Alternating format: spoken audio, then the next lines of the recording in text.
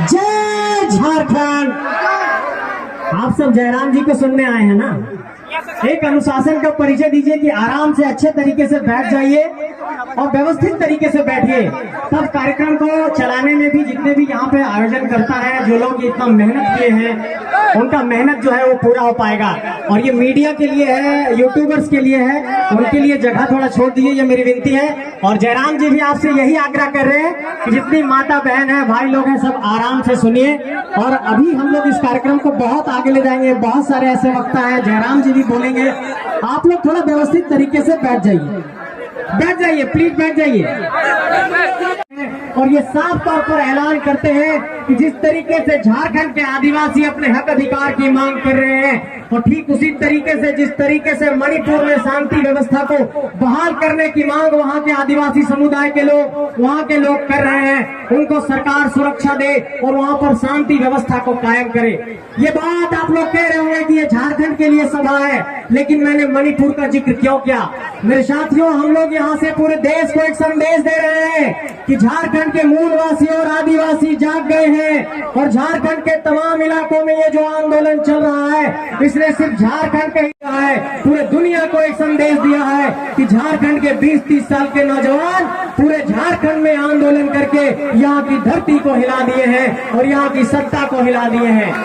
लेकिन मैं ये कहना चाहता हूँ मेरे साथियों, आप लोगों को कुछ बिंदुओं पर गौर करना होगा। जिन बिंदुओं पर हम लोग लड़ाई लड़ रहे हैं, उन बिंदुओं पर आप लोगों पर बारी बारी से एक बात कहना चाहता हूँ कि जिस तरीके से झारखंड में स्थानीय नीति की मांग हम लोगों ने 1932 के आधार पर की है, और आपको याद होगा कि यहाँ पर एक विधेयक का ड्राफ्ट तैयार होकर राज्यपाल के पास भी गया था, लेकिन राज्यपाल ने उसे वापस कर दिया।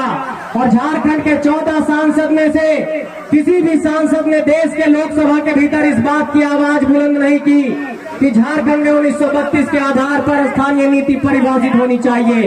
इसका मतलब इस बात पर भी आपको चिंता करना होगा कि जब हमारा विधेयक बनकर के राज्यपाल के पास जाता है, जब 9वीं अनुसूची में हमारे विधेयक को शामिल करने की बात आती है, तो केंद्र सरकार उसे शामिल नहीं करती है। इसका मतलब जितना दोषी यहाँ पर सरकार है, उतना ही दोषी केंद्र की भी सरकार है। किसी एक को दोष नहीं, दोनों के दोष पर हम लोगों का पर्दा हटाना होगा। साथियों, एक बात और आप सबसे कहना चाहते हैं कि ये तो हमारा स्थानीय नीति का बात हुआ, लेकिन हम ये कहना चाहते हैं यहाँ से कि जब नियोजन नीति बनती है तो न्यायालय भी उसे रद्द कर देता है। ये हम कहना चाहते हैं कि झारखंड के 3.25 करोड़ की आबादी नियोजन नीति की मांग कर रही है, स्थानीय नीति की मांग कर रही है, ओबीसी आरक्षण की मांग कर रही है। झारखंड के पूरे देश के 12-15 करोड़ की आबादी सरना धर्म कोड की मांग कर रही है। लेकिन इन सारे बिंदुओं पर आप गौर करेंगे तो सरना धर्म कोड का जो विधेयक था केंद्र में गया, रुक गया। ओबीसी का आरक्षण गया राज्यपाल के पास, राज्यपाल ने वापस कर दिया। 1932 का खतियान गया राज्यपाल के पास, राज्यपाल ने वापस कर दिया। नियोजन नीति गया हाईकोर्ट ने रद्द कर दिया। इसका मतलब चाहे न्यायपालिका हो, चाहे सरकार हो, चाहे केंद्र सरकार हो, सभी झारखंडियों के हक को मार रहे हैं, और इन सबके खिलाफ आवाज बुलंद करना होगा, तब हमारी लड़ाई कामयाब होगी। और एक बात और कहना चाहते हैं, इन तालियों की गड़गड़ाहट के बीच एक बात का ऐलान करना चाहते हैं कि आवाज अब नहीं रुकेगी। ये आवाज झारखंड के 32,627 गांवों तक पहुंच गई है। ये इनकलाब अब नहीं रुकेगा। ये एक नए इनकलाब की आवाज है। ये झारखंड की धरती को जगाने की आवाज है। ये आवाज अब रुकने वाली नहीं है। लेकिन इस निरसा के धरती से एक बात का यहाँ पर आप लोगों को संदेश देना चाहते हैं कि आपको इस पहलू पर गौर करना होगा कि झारखंड के 81 विधानसभा सीटों पर, 14 लोकसभा के सीटों पर झारखंडी माटी के विधायक और सांसद बनाने के लिए आपको संकल्प लेना होगा। और जब तक ये संकल्प नहीं दोहराएंगे, ये धरती पर परिवर्तन नहीं होगा। मेरे साथियों, आप सबसे ये कहना चाहते हैं कि अगर यही धनबाद की धरती पर गौर करते हैं तो यहाँ के सांसद झारखंडी माटी से नहीं है। बगल में हजारीबाग की धरती है, वहाँ के सांसद बक्सर से है। उसके बगल जाकर के चतरा में देखिए, वहाँ के सांसद भी झारखंडी माटी से नहीं है। चतरा के बगल में पलामू जाते हैं, वहाँ के सांसद भी झारखंडी माटी से नहीं है। पलामू से रांची आते हैं तो वहाँ के सांसद राजस्थान से हैं, और जाते हैं संथाल परगना के गोड्डा में तो वहाँ के सांसद आपको बहुत भागलपुर दूर से नजर आते हैं। मैं ये सवाल पूछना चाहता हूँ कि क्या ये झारखंडी माटी हमारी इतनी कमजोर हो गई है कि अपना नेता नहीं पैदा कर सकती है? आपको अपना नेता पैदा करना पड़ेगा इसी धरती से, और आपको ये बात कहना पड़ेगा कि हाँ, हम नेतृत्व के लिए तैयार हैं। और एक बात और कहना चाहते हैं कि विनोद बाबू ने कहा था कि पढ़ो और लड़ो। जब तक पढ़िएगा और लड़िएगा नहीं, यहाँ पर हमारा अतिक्रमण चलता रहेगा। एक बात पर समझिए कि हमारे लोग न्यायपालिका में नहीं है, हमारे लोग विधायिका में भी नहीं है, हमारे लोग पुलिस व्यवस्था में, अफसरशाही में बहुत कम है। हमारे पास एकमात्र रास्ता है अपने हक अधिकार की आवाज को बुलंद करने के लिए कि हम अपना सांसद विधायक बना सके। उस पर भी इन लोगों ने कब्जा कर लिया है। कमर में रस्सी बांधिए, पीला गमछा बांधिए और जंग के लिए तैयार हो जाइए। ये झारखंड के हरे गमछे का लाज बचाना है, और इस झारखंड के लाज को बचाने के लिए आप सबको कमर कसना होगा। साथियों, एक बात और कहना चाहते हैं इसी धरती से कि अभी कुछ दिनों पहले आप देखिए, अभी व्हाट्सएप पे घूम रहा है 26 पदों पर 23 पदों पर जो नियुक्ति है वो उत्तर प्रदेश और बिहार के लोगों की हो गई है। हम ये कहना चाहते हैं, इस बात को समझिए कि जेपीएससी और यूपीएससी से जो अफसर चुन करके आएंगे, इस बात की गारंटी नहीं रहती है कि झारखंडी होंगे। तृतीय और चतुर्थ वर्ग की नौकरी में भी हमारे नौजवान नहीं रहेंगे तो कहां जाएंगे? यहाँ पर मैथन डैम में जमीन किसका गया? एमपीएल में जमीन किसका गया? बोकारो में जमीन किसका गया? धनबाद में जमीन किसका गया? हजारीबाग में जमीन किसका गया? कोडरमा में जमीन किसका गया? गोड्डा में जमीन किसका गया? ये सब झारखंडियों की जमीनें गई हैं। और रोजगार देने के नाम पर जब आप जाते हैं एक आवेदन लेकर के कि एक चापरासी को नौकरी दे दीजिए, तो आपके आवेदन को फाड़ दिया जाता है। ये लड़ने की बारी है, ये नौकरी को हासिल करने की बारी है, और जब तक इसके लिए नहीं लड़ेंगे यहाँ पर नौकरी नहीं मिलेगी, और यहाँ पर नौकरी के लिए आप लोगों को संघर्ष करना होगा। साथियों, एक बात और कहना चाहते हैं, जो लोग कहते हैं कि हम लोग सिर्फ प्रॉब्लम की बात करते हैं, समाधान का रास्ता नहीं बता रहे हैं, आज इस मंच से इस बात का ऐलान कर रहे हैं। राजनीतिक सत्ता में बैठे लोग, रांची में बैठे लोग, इस बात को सुनिए कि झारखंड में खतियान आधारित स्थानीय नीति कैसे लागू होगा। लोग कहते हैं कि हम लोग 1932 पर रिजिड हो गए हैं। हम लोगों ने बार बार हर मन से इस बात का ऐलान किया है कि चाहे वो 1908 का सर्वे हो, चाहे 1932 का सर्वे हो, चाहे 1956 का हो, चाहे 1964 का हो, चाहे जिला आधारित अंतिम सर्वे हो, वो स्थानीयता का आधार होगा। हम ये कहना चाहते हैं कि स्थानीयता के अगर नीति बनाने की जब बात आती है, तो अगर नागालैंड के लिए संविधान के 371 अनुच्छेद में विशेष प्रावधान किया गया है, तो क्या झारखंड के लिए नहीं किया जा सकता है? इसलिए हम ये कहना चाहते हैं कि दबाव बनाना होगा सेंट्रल गवर्नमेंट पर भी। और जो बात जयराम भाई कहते हैं कि 14 सांसद बना करके दिल्ली भेजना होगा, वो करना होगा आपको, तभी हक मिलेगा, तभी देश के सबसे बड़े पंचायत में आवाज बुलंद होगी।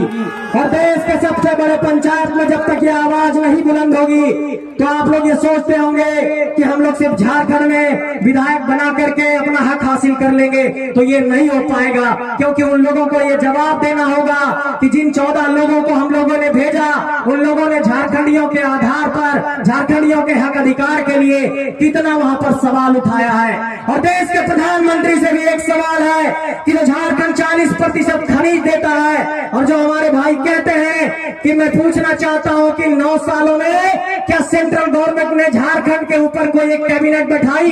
क्या झारखंड के ऊपर कोई चर्चा किया कि झारखंड के लोगों को हक अधिकार मिलना चाहिए? इसका मतलब ये लोग हमारे खनिज संपदा का सिर्फ दोहन कर रहे हैं और हमारे जमीनों को ले रहे हैं, और नौकरी के देने के नाम पर, हक देने के नाम पर ये लोग पिछले दरवाजे से हमारा हक मारते हैं। इसलिए आप सबों से ये कहना चाहते हैं कि इस आवाज को नहीं दबने दीजिए।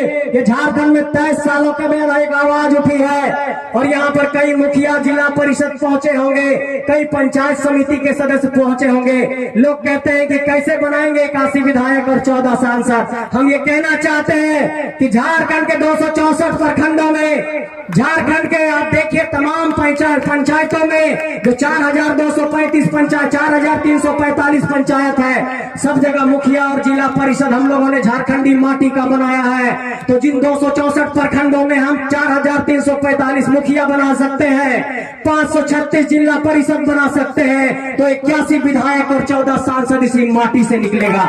ये हम कहना चाहते हैं मेरे साथियों। यही का मुखिया, यही का जिला परिषद विधायक बनेगा, यही के आम लोग विधायक बनेंगे, सांसद बनेंगे। ये कोई सवाल ना करे कि हमें राजनीति नहीं करना आता। अरे आप लोगों के पास करोड़ों करोड़ की संपत्ति है, लेकिन हम लोगों ने 2 रुपया और 5 रुपया इकट्ठा करके पूरे झारखंड को जगा दिया है। और ये लोग अब सोच रहे हैं कि इस आंदोलन को कैसे दबाया जाए, और एक आरोप लगाते हैं कि ये आंदोलन तो सिर्फ महतो लोगों का आंदोलन है, सिर्फ बोकारो और धनबाद में है। संजय मेहता कैसे आ गया, कृष्णा यादव कैसे आ गए, फरजान भाई कैसे आ गए, मनोज यादव कैसे आए, ऐसे जो तमाम लोग यहाँ पर हैं, वो लोग कैसे पहुंचे इस आंदोलन में। ये आंदोलन पूरे झारखंडियों का आंदोलन है। जो लोग ये आरोप लगाते हैं कि ये किसी जाति का आंदोलन है, वो हमसे डर गए हैं। और उनको हम ये बताना चाहते हैं कि ये झारखंड में नए इनकलाब की आवाज है, और ये इनकलाब की आवाज अब नहीं रुकेगी। ये आंदोलन आग पकड़ चुका है, ये आंदोलन बहुत तेज हो चुका है। अब कोई भी पुलिस की लाठियां कमजोर नहीं कर पाएगी। डुमरी में हमारे भाइयों पर केस किया गया है, डुमरी में हमारे जयराम भाई पर भी केस किया गया है, हमारे मोती भाई पर भी केस किया गया है। उन पुलिस वालों को ये कहना, हमारे हौसले को कमजोर नहीं कर पाएगा। तुम केस मुकदमा करोगे, कलम कॉपी से लड़ने के लिए तुम हम लोगों को बाध्य करोगे, तो कोर्ट में भी जाकर के तुमसे लड़ेंगे, लेकिन ये तुम्हारा केस मुकदमा हमारे हौसले को नहीं लड़ा सकता है। डुमरी में केस किया तो क्या हुआ, निरसा की भीड़ ने इस बात की गवाही दे दी है कि ये हौसला कमजोर नहीं हुआ है। निरसा की ये भीड़ यहाँ से संदेश लेकर के जाए। आज रात जब कमरे में आप लोग सोने जाएंगे, जब तकिया पर अपना माथा रखेंगे, तो इस बात पर गौर करिएगा कि 200 किलोमीटर से चल करके कोई भाई आया और इस बात को कह रहा था बरी की धरती से आकर के कि झारखंड की धरती को बचाना है। और जब 2024 में अपने बूथ के कमरे से निकलिएगा तो नीली स्याही यहाँ पर जेबी केसेस के नाम पर लगाइएगा।